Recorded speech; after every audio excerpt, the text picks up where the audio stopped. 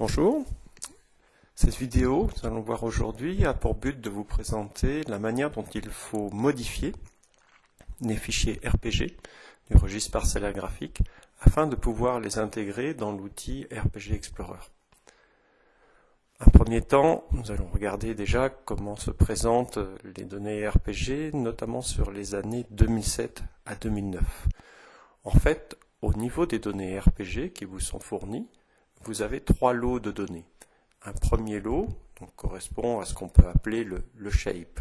Deuxième lot concerne les groupes culture. Troisième lot, la description des îlots.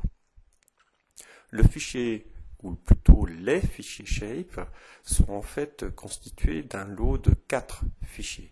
Donc en fait, le shape donne la forme et les numéros des îlots d'un département. Donc c'est le numéro YY pour une année de déclaration, donc XX. Donc les 4 fichiers que vous allez retrouver dans ce shape correspondent en fait à un DBF. Donc un fichier DBF vous donnera les numéros anonymes des îlots. Vous aurez un fichier PRJ donc, qui intègre le système de projection utilisé pour les données.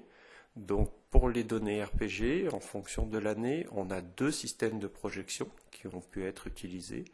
On a le système le plus ancien qui est le Lambert 2 étendu, utilisé de 2006 à 2008, et plus récemment, le Lambert 93, utilisé à partir de 2009 et qui de fait est actuellement le système de référence au niveau français.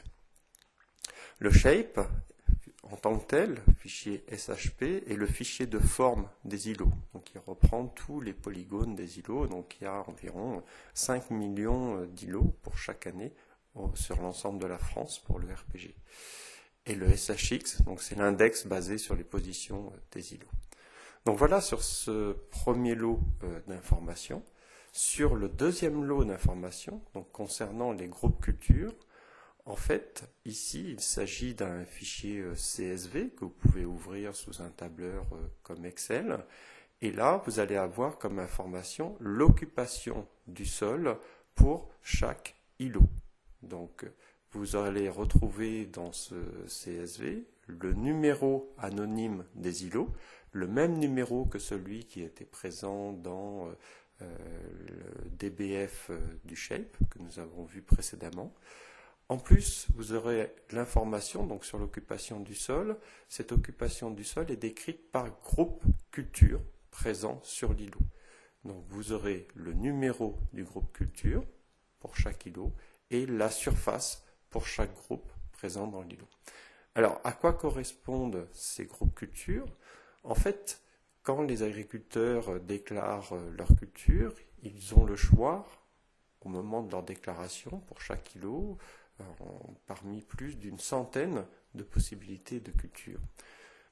Ces informations ne sont pas transmises en l'état aux utilisateurs des données, mais sont regroupées en 28 groupes culture. Donc vous avez le détail ici des 28 groupes culture. Donc vous voyez par exemple le numéro 1 correspond au blé tendre. Et vous voyez déjà qu'il peut y avoir certaines ambiguïtés, notamment sur l'orge, numéro 3. L'orge, on voit que c'est l'orge d'hiver, mais aussi l'orge de printemps.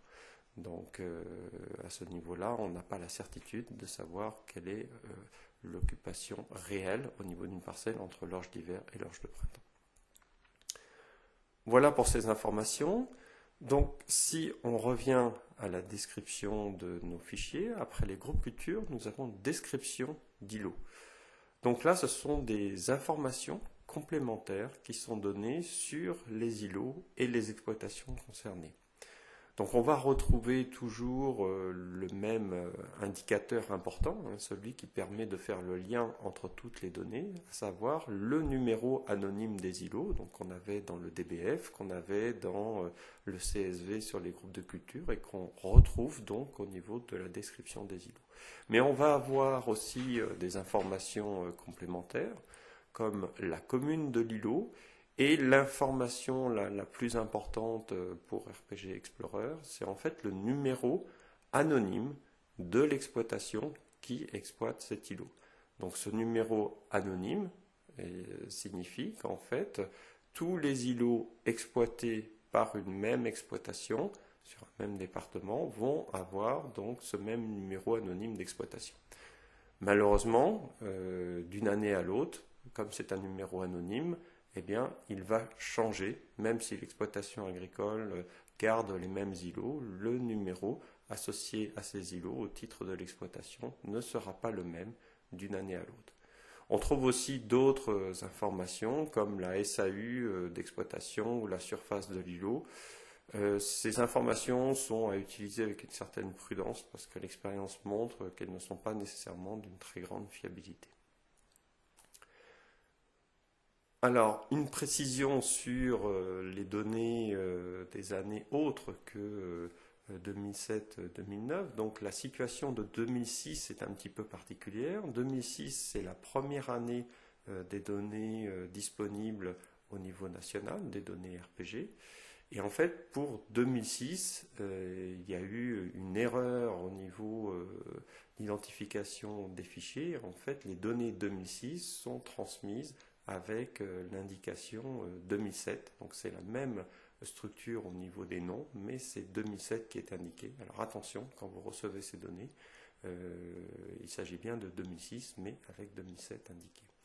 Alors une autre différence importante pour 2006 par rapport à la séquence 2007-2009 concerne la description des îlots. Pour cette description des îlots, en fait, elle est très sommaire et on n'a finalement que le numéro anonyme des îlots. Et de fait, on n'a pas l'information sur le numéro anonyme d'exploitation. Donc ça ne permet pas de retrouver les territoires d'exploitation pour cette année 2006, ce qui fait que généralement, quand on travaille sur les territoires d'exploitation, on ne démarre qu'à partir de 2007. Alors pour les années après 2009, au niveau des noms de fichiers, je vous ai repris les trois groupes, donc les shapes, les groupes culture, description îlot, en vous remettant ce qu'on avait sur la séquence 2007-2009, très homogène. Et vous voyez que pour les années 2010, 2011, 2012 et ainsi de suite jusqu'à 2014, en fait, les noms ne sont pas aussi standardisés, notamment au niveau des années. Vous voyez qu'on a des suffixes un peu curieux, 0716, 616, etc. Donc, c'est un petit peu plus compliqué.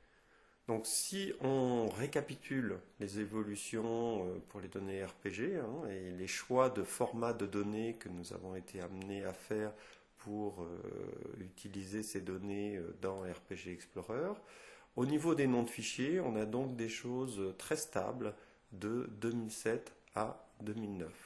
Au niveau des systèmes de projection, on a du Lambert 2 étendu de 2006 à 2008 et à partir de 2009, on passe au Lambert 93. Donc partant de là, quels sont les choix que nous avons faits? Nous avons choisi donc de retenir le format de nom de fichier utilisé de 2007 à 2009 pour l'ensemble des années. Donc ça veut dire qu'il va falloir renommer les fichiers des années 2006 d'une part et 2010 et suivantes d'autre part. 2006, donc il faudra le renommer en 2006 alors qu'il était en 2007. Et 2010 et suivantes, donc il faudra changer une grande partie du nom, ce qu'on verra tout à l'heure sur la manière de procéder. En ce qui concerne les systèmes de projection, ce qu'il faut savoir, c'est que l'outil RPG Explorer ne peut gérer des données que si elles sont dans le même système de projection. Donc il faut choisir un des deux systèmes de projection. Donc le choix le plus facile et logique, c'est de choisir le système officiel, donc le Lambert 93, ce qui demande donc de reprojeter les données les plus anciennes, donc de 2006 2008, du Lambert 2 vers le Lambert 93. Donc ça se fait très facilement avec l'outil IGNMap. Il y a une vidéo qui vous permettra de vous présenter cette. À partir des informations présentées précédemment, je vous propose maintenant une méthode pour la préparation des fichiers RPG qui va faciliter en fait l'intégration de ces fichiers dans RPG Explorer. La première chose à savoir, c'est qu'il est préférable de regrouper sous un même répertoire les données d'un même département, c'est-à-dire toutes les années finalement d'un même département sous un même répertoire.